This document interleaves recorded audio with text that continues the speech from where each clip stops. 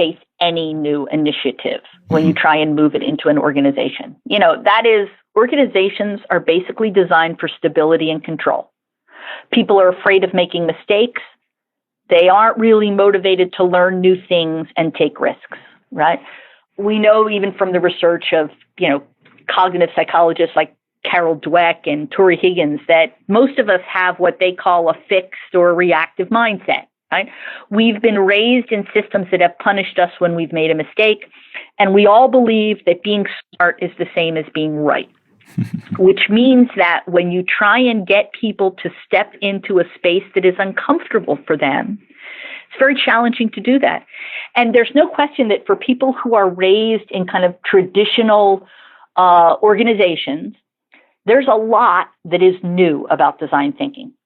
Some of the challenges facing design thinking are the challenges that face any new initiative when you try and move it into an organization. That is, organizations are basically designed for stability and with improvements in our social technology, in the way we as human beings talk to each other. Well, I think a lot of us would make a case that, in fact, rather than exponentially improving our ability to talk, new technology in the form of tweeting and emailing and, Snapchatting and all these kind of things has actually made our conversations worse and more polarized, not better. Mm-hmm. So what we really need is a new social technology that can help us catch up with all of this new computing technology we've got.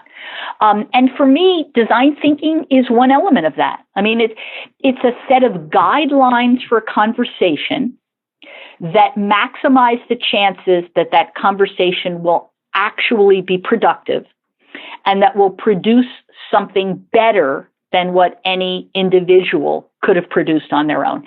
And with improvements in our social technology, in the way we as human beings talk to each other. Well, I think a lot of us would make a case that, in fact, one of the challenges, the more you move away from a tangible outcome, the harder it is to use the very powerful prototyping and visualization tools of design thinking. So how do you prototype a strategy, right? How do you design an experiment around a strategy, which is kind of seems to, by definition, resist small bets as a way. So I think these are the kind of issues that we're still grappling with. It's not an easy one-for-one transference to say, I'm going to take this toolkit and the exact same tools that I'm already using to do things like improve a user experience are the same tools used in the same way, only now I'm going to use them on strategy or policy. It's just not that straightforward, I think. So I'm still struggling myself to get a better grasp of what that translation looks like. Yeah, that's one of the challenges. What we're finding, or what hypothesis that I have maybe is more accurate to say, a broader toolkit becomes important when we start to push to the strategy level.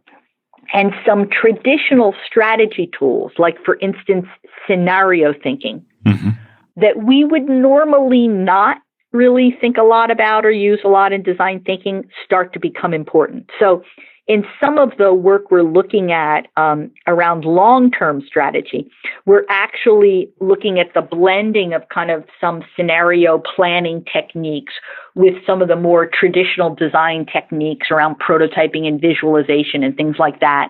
And I mean, that's really one of the challenges. The more you move away from a tangible outcome, the harder it is to use the very powerful prototyping and visualization tools of design thinking. So how do you prototype a strategy, right? Topic B. Well, I guess, can I have two topics? You may have as many topics as you like. All right. The first one would be around the virtual space. I mean, those of us who've been teaching design thinking and working with students for a while have kind of figured out what it looks like to do it when you can put the people in the room together. I think through things like, our Coursera MOOCs and some of the online stuff, we've even figured out how you can teach one person kind of how to do it virtually. But what I haven't yet figured out is how a group of people do it together who aren't in the same room. right? Especially the really tricky parts of it, like, for instance, identifying insights and creating design criteria, right? We can all divide and conquer and go do our own ethnography, but then how do we build a shared set of insights? Topic B. Well, I guess, can I have two